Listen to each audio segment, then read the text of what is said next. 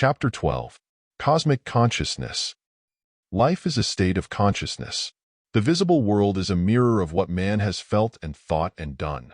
But it is not a prophecy of what he shall be, for what he shall be is written into the soul of man, and only as man learns to express what he knows of his own soul life can he enrich the world in which he lives and prepare himself to receive new mysteries from the kingdom of God that lives within him.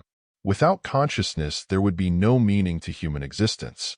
Man's objective consciousness consists largely of material things, and his thoughts and emotions in relation to them. Consciousness consists, then, of what a man feels and what he thinks, and from such feeling and thinking there comes the outward expression of himself in what he does. For man's work is a natural expression of both thought and feeling. At times he seems dominated by thought, and again by feeling. In his happiest states he uses both. The force of a man's life is in what he feels. The form which his work takes comes largely through what he thinks. His best work is accomplished when head and heart work together in unison. This holds good regarding all planes of consciousness, and this union makes not only for man's highest good, but also for the truest expression of his work. Now, when man uses love and wisdom in all that he does, the outer form will become as perfect as the inner ideal. All the beauty and the color of life comes from within, but it is intended to exist as beauty and color in man's outer world. Man brings to nature all that he sees in it. The kingdom of God lives in the life of man first as power, then as ideals to be externalized, and to become the symbols of beauty and power on earth. If man lived solely in his objective consciousness, his world would always remain the same. There would be no advancement of any kind. He could bring no new thing into being. The life of 1,000 years ago would be the same as it is today, and the life of 1,000 years hence would differ little, if any, from what it does at the present, were it not for the fact that man has a greater consciousness than that which we call the objective. There is an inner consciousness that has to do with what a man feels and thinks, and later, these thoughts and feelings become transmuted into ideals. All these ideals, when lived and expressed, go to make a new world for man to live in. Thus his world becomes a true expression of his inner feeling and his best thought, and in this way it is constantly being quickened and renewed. Build thee more stately mansions, O my soul, as the swift seasons roll. Leave thy low-vaulted past. Let each new temple, nobler than the last, shut thee from heaven with a dome more vast, till thou at length art free, leaving thine outgrown shell by life's unresting sea. There are many stages or degrees of consciousness. At first, we might say, the consciousness is of the earth earthy, and we have comparatively little of either love or wisdom in evidence. It is much as in the springtime when the buds begin to swell, and the green things come up out of the earth.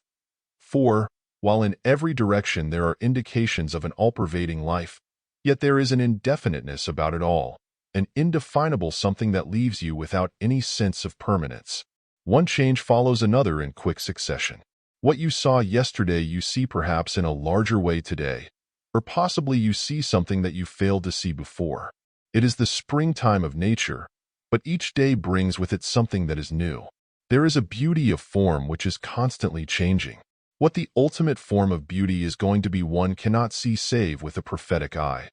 But we know that with the summer and with the autumn there will come the wholeness, and the completeness, and the beauty of the matured form which is revealed only in the fullness of time. The seasons of the year typify seasons in the life of man. There is a springtime of consciousness that is just as changing and indefinable as that portrayed by nature. As in nature, there is evidence on every side of exhilarating vibrant life, but only the prophet can foresee what the fruits of this life are going to be. For life at this stage is filled with change, and nothing seems to be permanent. Things come and things go. The good of yesterday seemingly becomes the evil of today. That which at one moment is deemed to be whole and complete, at the next is seen to be partial and incomplete. Man's consciousness, at this stage, is purely of an objective nature. All he needs is to be surrounded with things that are pleasing to the eye, or things that are good for food. His senses seem to him to be the only means through which all knowledge comes. His mind is lost in the objective. Everything that he deems to be necessary, whether it be his mind's happiness or his physical health, he seeks for in the external world. His mind is absorbed in the desire to possess material things, and as fast as he enters into their possession, they bring to him increased worries and anxieties, and through his possession of them they seem to lose their value. In his desire for happiness, he believes it can only be attained through other and greater possessions until, at last, having realized the vanity of mere material things, there comes the dawning of a new consciousness wherein intelligence supersedes sense, and reason replaces blind instinct. And the second stage in the evolution of consciousness is reached. We might say of it that it is the tree of life beginning to blossom, for the blossom must always precede the fruit. As this new consciousness develops, man exalts it to the very heavens. The power to think, to reason, to form judgments in mind, to make laws for the regulation of life. All this he looks upon not only as the highest power and possibility of his life, but as the ultimate end and object of life. Mental development becomes the supreme end of his being, and everything is made subordinate to it. But this state of consciousness, no matter how great it may be made, is only one of the milestones on the way of life. Thoroughly good in so far as it goes, it still is only the blossom, not the fruit. And there is that within which, all unconsciously, is making for a new and a larger life. Into human life there is written the ideal or the plan that sooner or later must become fully expressed. Two conditions, however, are necessary to the working out of this plan: the pressure of the ideal from inner to outer and the pressure of environment from outer to inner. Between these two, all growth takes place. Man is constantly having to meet and battle with not only the obstacles in his external world, but the fears and anxieties of his own mind, as well as the pressure brought to bear upon him from the minds of others. At one stage in his life, he is very much like the seed in the earth that has begun to expand and is sending its little blade upward. It has to push on up through the earth, forcing its way, as it were, toward the warmth and the light and the glow of life. The pressure of earth and wind and the other elements are all necessary factors in the growth of the plant or the tree. So all pressure of environment and all the mental disturbances exist in order to be met by man and to be overcome by him. And it is through this meeting and overcoming that he grows into the larger and stronger life. It is all a preparation making for a new consciousness of life. So the warfare goes on between the mental and the physical. With it, there enters a state of unrest, of dissatisfaction, an indefinable longing for something man can feel but can scarcely put into words. There is a new day dawning, and with its coming there is developed that new feeling for which we use different words to express different degrees. Love, faith, hope, joy, and the numerous kindred feelings that come with these. With their coming there has entered into the life a sense of the permanent, something that has never been realized in the consciousness of the past. In this new development, man is leaving the old and incomplete consciousness behind. His world, which was at first only an outer one composed of a multiplicity of forms, and which later became a world of thought and ideas, has become enlarged to a world of feeling which seems to be without beginning or ending. In this new life, love and wisdom become united, and it is only when man uses love and wisdom in all that he does that he really enters into the life that was designed for him from the beginning. It is only as man uses love and wisdom that his own body, and all the outer forms that he brings into existence will become as perfect as his soul and mind. For love and wisdom are the first fruits of the tree of life. Man only enters into the straight and narrow way when love and wisdom have become at one in his life. With the development of love, he comes into closer relationship with his fellow man than he ever could have done through the use of sense and mind alone. He understands and is understood in a way that he has never known before. The new consciousness of life becomes an ever-expanding one. By it man comes at last into conscious relation with that universal consciousness of which, heretofore, he has had no conception. In the past, his knowledge, his health, his happiness were all dependent on the things seen. But in his new state there comes the reliance, the dependence, and the trust in that which is unseen. He begins to have, as it were, a new life. He is no longer dominated in any way by the world or the things of the world. The old things have passed away, and all things have become new. He is looking out upon the world and the things of the world with a knowledge that they are all subject to him, that all things are his to use. Living life in this way, His inner feelings give color and tone to mind and thought, and mind and thought act directly upon his body to renew and to strengthen it. He realizes, as it were, a conscious center of being from which he works outward to the very circumference of life. The universal spirit lives within him, enlightening his soul, and the soul, in turn, enlightens the mind and perfects the body. Thus the whole life has been quickened and renewed. He has entered a consciousness that is no longer individual, but one that has become universal. A poet has said that God lives from whole to part, but human soul must rise from individual to the whole. Everything begins within the little self, the personal I, and reaches out to the universal self, the I am. From first to last it is a state of consciousness, but it is an ever-expanding consciousness. It is the awakening of the part to its true relationship to the whole. It is a difficult matter to make this so clear that one is able to appreciate it in all its fullness through or by his mentality, because it has to do with the things of the spirit, the unseen causes of life, and the things of the spirit can only be understood by the spirit. The highly spiritually developed of all ages and all climes have, at one time or another in life, through the spoken or written word, tried to make plain to the world that there is an all-pervading life, a life that, while immanent, is also transcendent, a life and a mind that is both within and without all things, and from which all things proceed. We are, therefore, not dependent for existence or consciousness on ourselves, but on the one who is in all, and through all, and above all. There is one consciousness and only one. Whether we choose to name it cosmic or universal is of little moment. Let me define in a more complete way what is meant by cosmic consciousness. We speak of the individual as having soul, mind, and body, and it is all three which constitute the one individual. All over the world we find millions of people with souls, minds, and bodies, none of them differing in kind, but different nations and individuals differing in degree. All of these units possess life and intelligence, but this life and intelligence differs in degree, never in kind.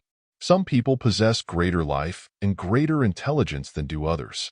No matter how low down in the scale of human life we may go, and no matter how high, we find that in humanity, from the highest to the lowest, all are manifesting life, feeling, and intelligence in differing degrees according to the stage of their development. Our scriptures declare that He hath made of one blood all nations of men, for to dwell on all the face of the earth. The esoteric meaning of the word blood is life. He hath made of one life all nations of men, for to dwell on the face of the earth. Paul has represented humanity as one great body of which each person forms a part. He states that we are members one of another. The wise men of many ages have believed in humanity as a whole, forming the grand man of the heavens. And this grand man constitutes the Son or the universal Christ, so that it is one life, one mind, that lives in all. In view of this, we can better understand what Paul meant when he said, "Let the same mind be in you that dwelt in Christ," or when he referred to Jesus as being our elder brother, or again, when he referred to him as being the first fruits of the tree of life. In the Gospel according to St. John, Jesus says, "The Son can do nothing of himself save what he sees the Father do." Again, in his statement to Nicodemus he said, "Ye must be born again." And in the first chapter of St. John we find that new birth designated in this way as being not of blood, nor of the will of the flesh, nor of the will of man, but of God. In view of this, we can better understand the statement that God, who is in all, and through all, and above all, worketh within you to will and to do. Cosmic consciousness is therefore the one supreme consciousness, omnipotent, omniscient, and omnipresent, in which all life is one, all power is one, all consciousness is one. In this consciousness man is a child of God. God lives in him, and he lives in God. It is such conscious knowledge on the part of the individual that brings the conscious at-one-ment between God and man, between the whole and the part. In this state, a man has no will of his own, but has become one with universal will, has no life or intelligence of his own, but has become one with universal life and universal intelligence. Cosmic consciousness, then, is that state of development in which sonship is realized. I in thee and thou in me, that we may be made perfect in one. It is also that state wherein the individual realizes that every good and every perfect gift is from God, that there is only one giver, and that he giveth to all bountifully. Man therefore draws from the universal not only his vital energy, but his living ideals, and everything that is necessary to perfect his life. God works through man to this end, that his inner kingdom may be established on earth, that all his children may seek after him and find him, may come to him and draw from him whatever heart and mind may desire. He is the eternal fount which supplies our every need. All that is great, all that is beautiful in life has, at one time, by some man or men, been drawn first into this life as feeling and ideal, and later takes form in the world as expression. Some men who have entered deeper into the cosmic consciousness than others were able to draw from it in a larger way, and were consequently better able to give to the world of their heavenly possessions. The greatest composers, poets, sculptors, painters, architects, and in fact, the greatest men in every department of life have either received in a small or a large degree according to their capacity to receive, and then have enriched the world because of such receiving. In other words, they have simply been the instruments through which the riches of the Spirit have been poured, and the measure of their giving out of their fullness to the world was the measure of their continued receptivity. Reciprocity of giving and receiving is one of life's greatest laws. Freely thou hast received, freely give. Under the influence of this new consciousness, the shadows of life can no longer disturb us. We have the confidence and courage of our inmost convictions.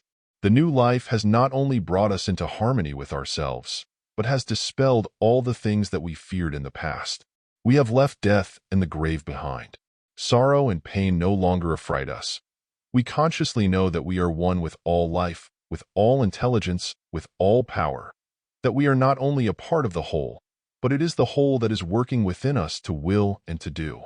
All the discords and all the imperfect chords have ceased, and we are now in full accord with all the music and harmony of life.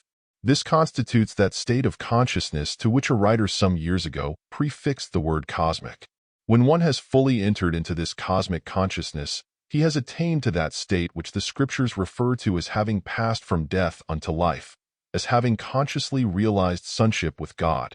Then to such a man that which has been secret is revealed, that which has been hidden is found. Cosmic consciousness is perhaps best illustrated by such wonderful lives as those of Krishna, Buddha, and Jesus.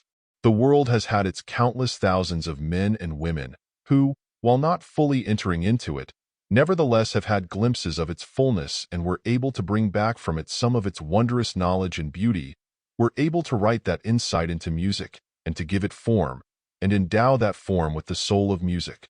And some others were able to chisel into the cold white marble such a warmth and a glow of life that the marble seemed a living thing, and into it they wrote a character so wonderful and so marvelous that the beholder feels as though the very soul of the sculptor had entered into the marble symbol of what a man should be, a god on earth, having dominion and power over all things. Some of this consciousness has been caught by the painter, and he has received a message from God to man, a command, as it were, to convey to the world something of divinity, so that those looking at the painting might catch something of its spirit, something of that illumination which the painter must have felt when he painted into his picture a part of his own soul, and made the picture so great that one looking at it through the eyes of the soul can never forget it while life lasts. And again, from the cosmic consciousness there came to the architect who designed the great Duomo of St. Peter's the inspiration necessary to build a cathedral that should be a true outer expression of inner beauty and power. And St. Peter's stands today as a monument of the divinity that lived in a man who was able to give expression to it on earth.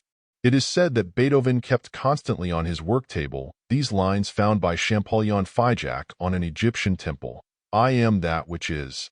I am all that is, that has been, and that shall be. No mortal hand has lifted my veil. He is by himself, and it is to him that everything owes existence." Beethoven was, at times, a remarkable illustration of receptivity to cosmic consciousness. His Ninth Symphony is a striking example of this. Because of his deafness and irritability, he was not always a fit instrument through which cosmic consciousness could function. But whenever he was under its influence, he produced his most wonderful and beautiful music.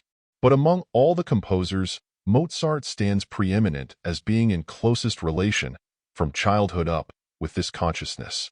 Listening to Mozart's music is like looking into a crystal pool in which the eye can see to its greatest depths.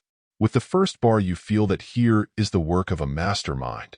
Somehow, you get the impression that he knows the end with the beginning, that he has listened to the music before, and writes down what he has heard.